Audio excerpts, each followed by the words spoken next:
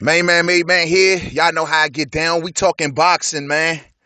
So yesterday, right, given that the fights in the UK, they air at a much different time than they do here in the States, I was unable to immediately catch the initial viewing of the David Haye versus Tony Bellew fight. And I was really kind of looking forward to that fight, man. I kind of hyped myself up for that fight.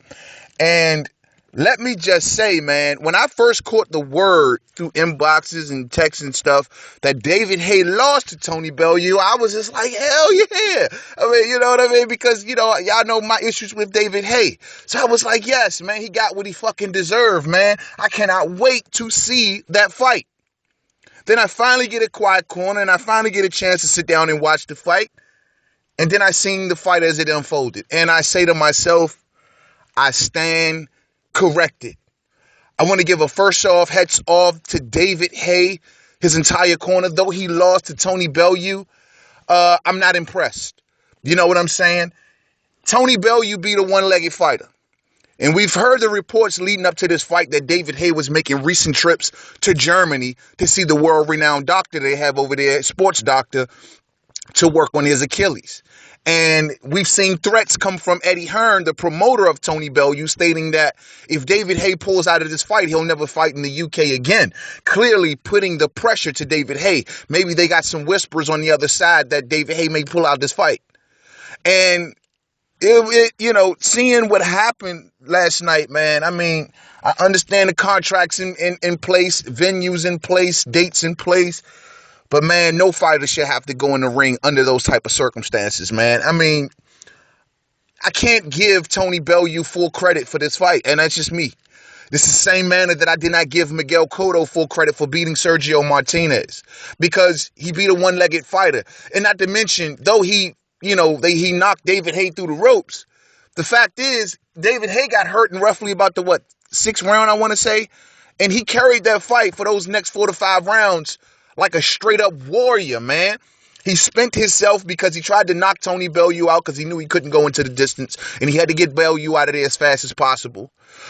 He spent himself. He loaded up on some big shots, made himself fatigue. His defense went out the window. He couldn't block no shots, couldn't have no lateral movement. Ate a lot of shots, you know what I'm saying? Tony Bellew ate a lot of shots as well leading up to the injury.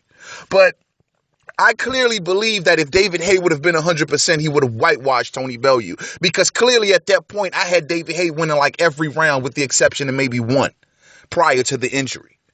So, I've caught snippets and clips of Tony Bellew in his post-fight press conference, and he's playing the snickering role. I tried to tell him to stop, and that was an actual cool thing to say. He said, hey, man, before they stopped the fight, I told David Haye to not continue, and his corner should have ended the fight, but David Haye came back out swinging.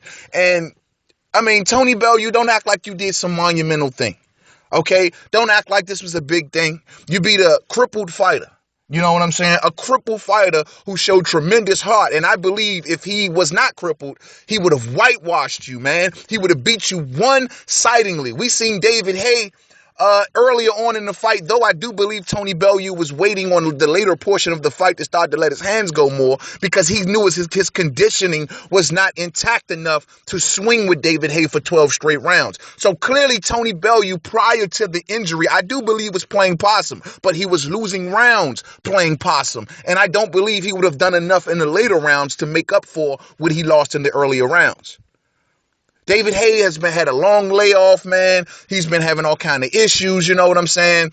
For him to struggle with this version or to take as long as it took to get David Haye out of there, I mean, that just speaks volumes to me, man. Volumes, Not to take away anything that Tony Bellew that did leading up to this fight, but he looked soft. He looked fat. He looked a little blubbery. I understand he had to put on extra weight for this fight. I get it. But he still looked soft. And I thought Haye would have outlasted this dude. Not to mention, David Haye spent himself so fast because look at the size that he got up to. David Haye was pretty damn big for this particular fight. He usually comes in a little smaller. So clearly he was going for the knockout. I don't know if David Haye knew before this fight that was what it was going to take to beat Tony Bellew, because he didn't know how long it would be before that Achilles started to act up again.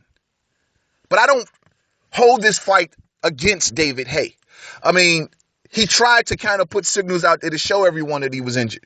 We just have a tough time believing David Haye because he has so many injuries, and they always come at the most inconvenient time. But it looked bad, man. It was very reminiscent of Sergio Martinez, very unfortunately. But at this point, the question has to be burning in David Haye's mind: does his career continue? And if the injury cannot be properly healed or properly fixed, I say he should, because he took a lot of unnecessary damage in this Tony Bellew fight. I ain't seen David Haye tagged up that bad in I don't know how long. And it wasn't because he's such a bad fighter, it's because of his injury.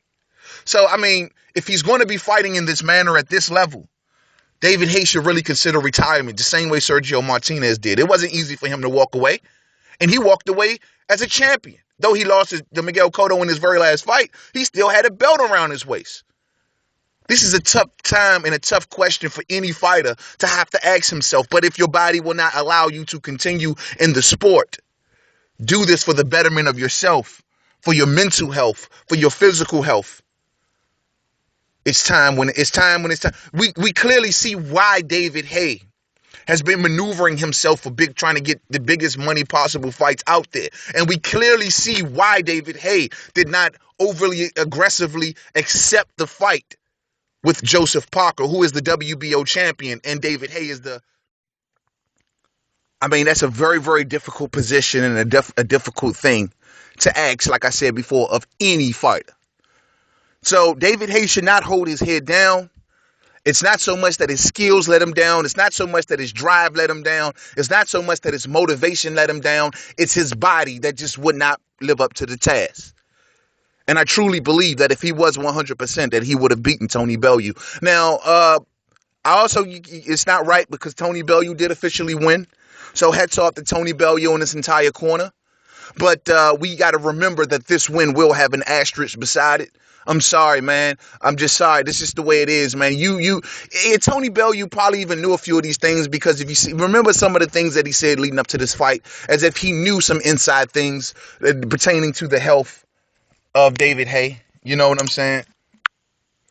And man, that's tough. That's very tough. So it was an entertaining fight. It was sad to see. It was very, very hard to watch. Very, very hard to watch, because many of us has watched David Haye over the years, love him or hate him. And clearly this is another character in the sport of boxing that we will possibly be missing if he chooses to retire. So, it is what it is. It's very unfortunate. And, I shout out to both fighters. They showed the heart of champions, To the next video, Main Man, Made Man. Don't forget to subscribe. Twitter, Made Man 511. Facebook, Main Man, Made Man Boxing Forum. Google Plus, Main Man, Made Man. It's just like I said before. It doesn't matter who the fighter is. Doesn't matter if you in the fight game. If you are a boxer, that you box for all of our viewing pleasure. The last thing that we really, really, really deep down want to see from any boxer, don't care if you like them, hate them, whatever, is to see any of them get hurt. And most importantly, have to go through a fight injured and take so much punishment. Damn. To the next video. Peace out.